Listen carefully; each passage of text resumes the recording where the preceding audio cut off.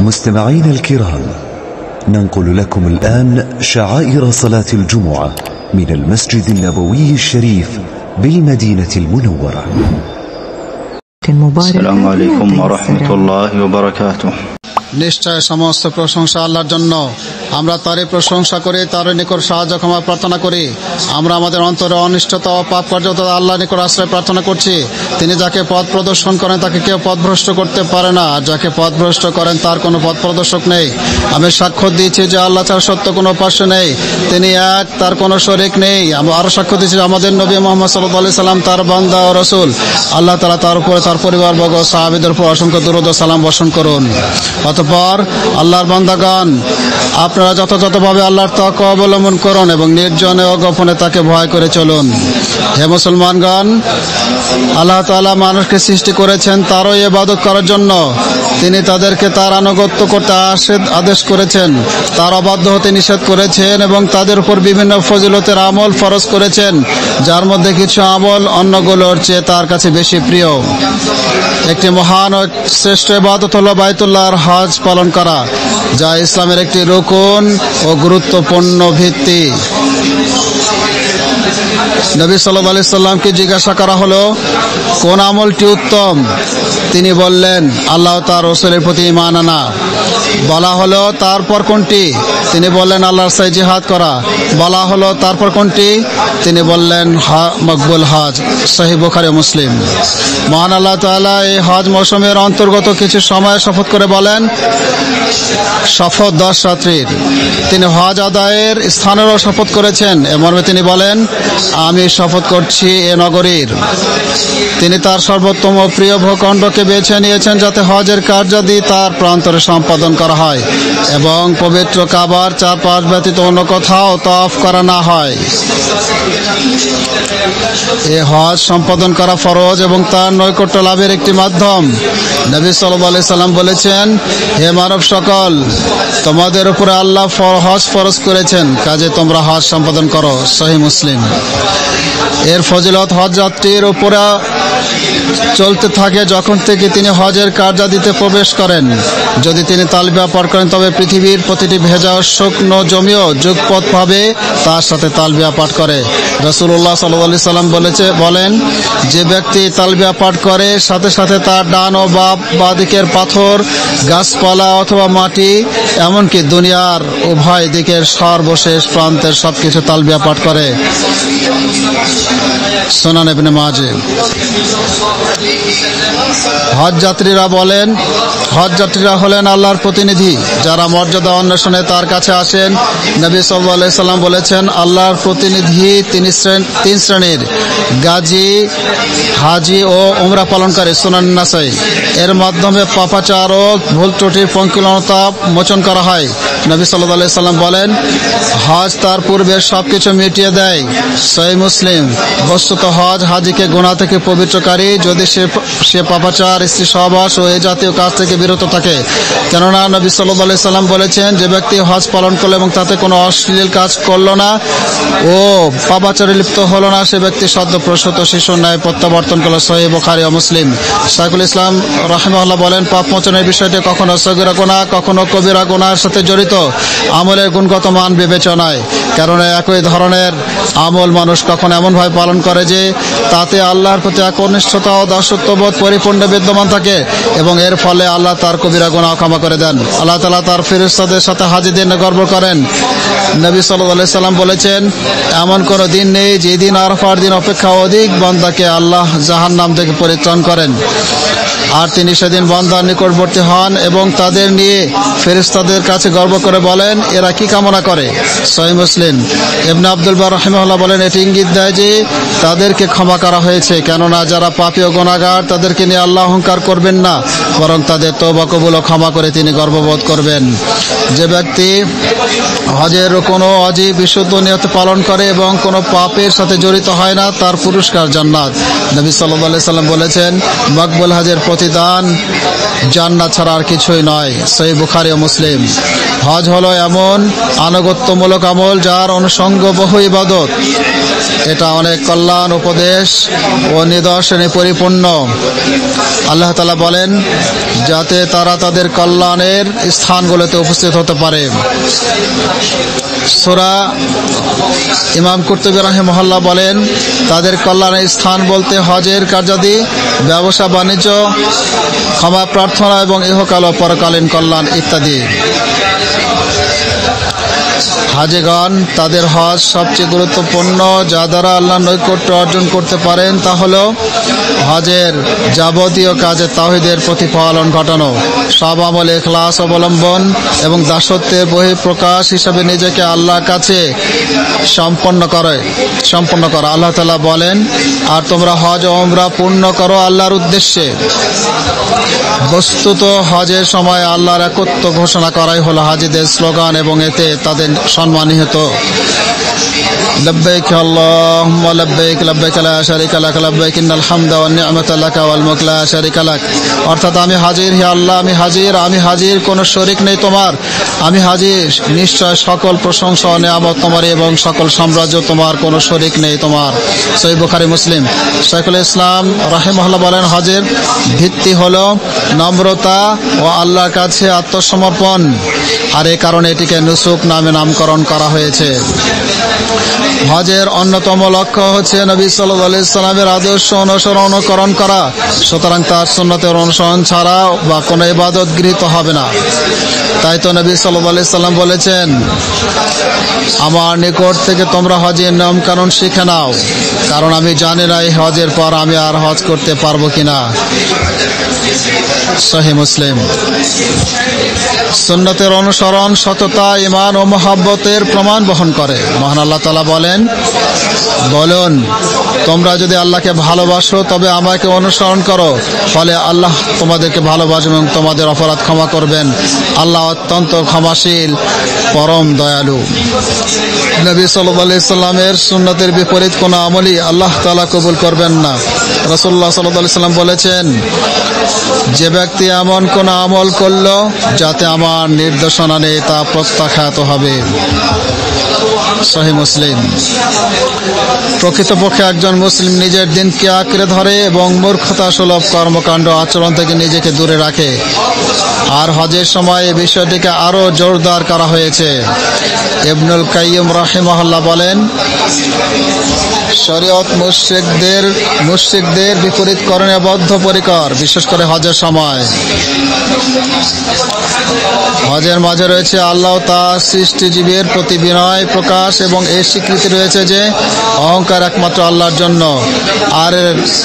আর এর ঘোষণা হলো জামারাতে পাথর নিক্ষেপ, তাওয়াফের সময়, কুরবানির দিন ও তাশরিকের দিনগুলোতে তাকবীরের পাঠের মাধ্যমে, যেন অন্তর আল্লাহর সাথে সম্পৃক্ত থাকে সবকিছু থেকে মুক্ত হয়ে।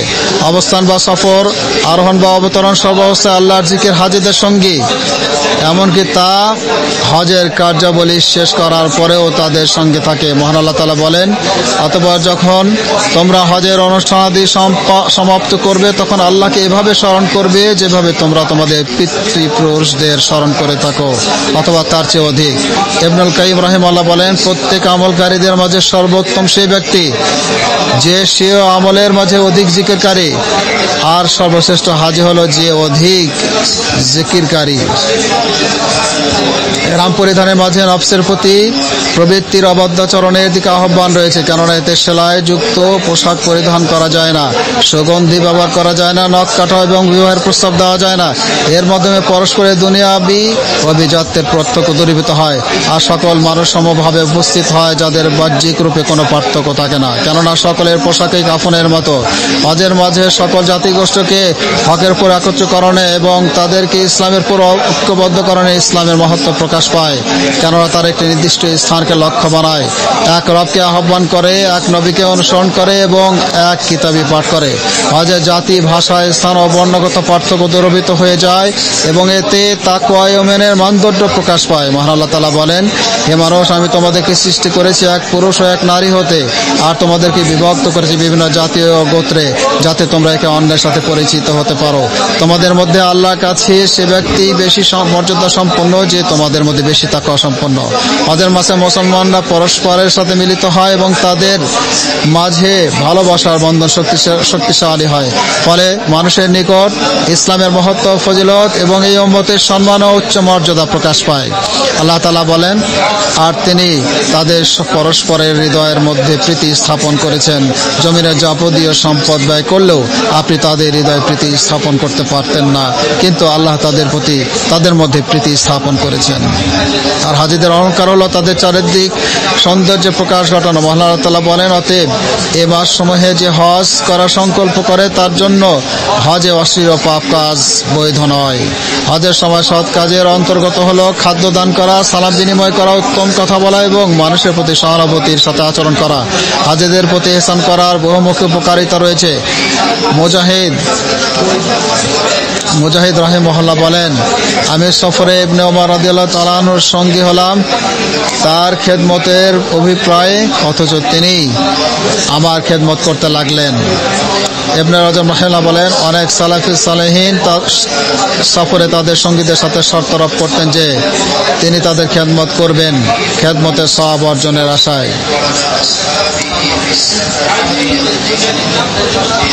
জামারাগুলোতে পাথর নিক্ষেপের স্থানে একজন হাজি ইবলিসের অপদস্থ হওয়ার বিষয়টা অনুধাবন করবেন।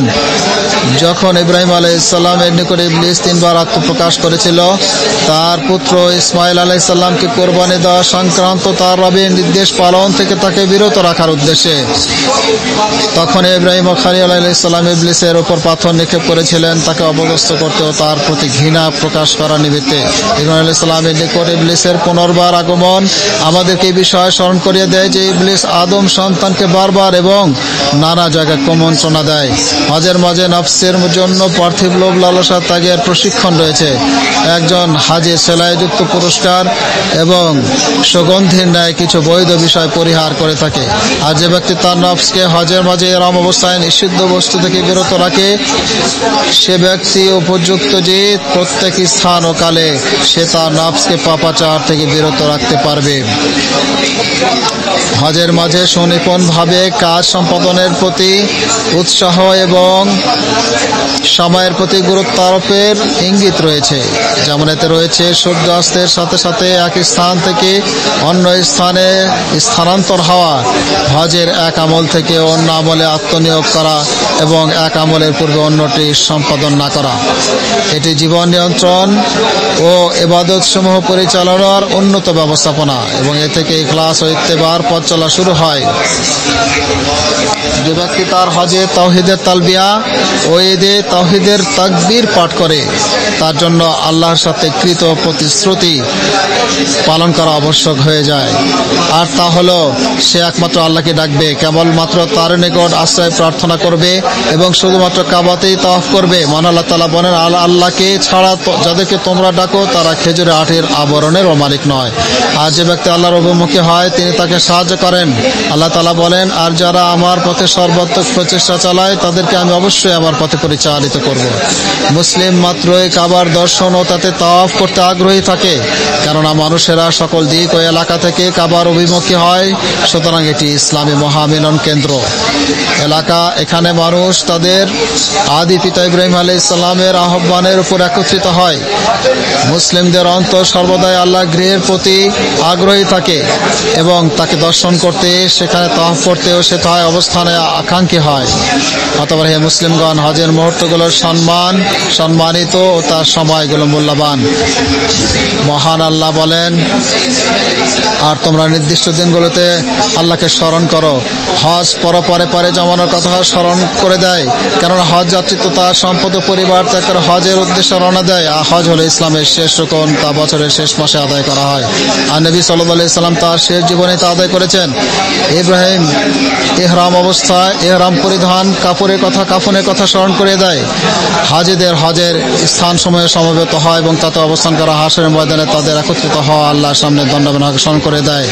আল্লাহ তাআলা বলেন, আর মানুষের কাছে হজের ঘোষণা করে দিন, তারা আপনার কাছে পায়ে হেঁটে সব ধরনের কৃষকায় উঠের পিঠে করে তারা আসবে দূর দূরান্তের পথ অতিক্রম করে। সমস্ত প্রশংসা আল্লাহর জন্য, তার ইহসানের কারণে। তারই শুকরিয়া আদায় করছি ভালো কাজে তৌফিক দান অনুগ্রহের জন্য। আমি সাক্ষ্য দিচ্ছি যে আল্লাহ ছাড়া সত্য কোনো উপাস্য নেই, তিনি এক, তার কোনো শরীক নেই, তার শানের প্রতি সম্মান রেখে। আরও সাক্ষ্য দিচ্ছি যে আমাদের নবী মুহাম্মদ তার বান্দা রাসূল। আল্লাহ তাআলা তার উপর, তার পরিবারবর্গ, সাহাবীদের উপর অসংখ্য দুরূদ ও সালাম বর্ষণ করুন। হে মুসলিমগণ, ওজরের কারণে কোনো সৎ আমল পালনে অপারগ ব্যক্তি উক্ত সৎ আমল পালনকারীর সাথে অংশগ্রহণকারীর নাই, যদি তার নিয়ত সঠিক থাকে। এমনকি কখনো কখনো শারীরিকভাবে অংশগ্রহণকারীদের উপর শুধু নিয়তের মাধ্যমে অংশগ্রহণকারী ব্যক্তি অগ্রগামী হয়ে যান। অতএব যে ব্যক্তি আরাফার ময়দানে উপস্থিত হওয়ার সুযোগ পেল না, সে যেন আল্লাহর হকসমূহ যা তিনি বর্ণনা করেছেন তা যথাযথভাবে পালন করে। যে মুজদালিফায় রাত্রি যাপন করতে পারল না, সে যেন আল্লাহর আনুগত্যের দৃঢ় অঙ্গীকার নিয়ে রাত যাপন করে।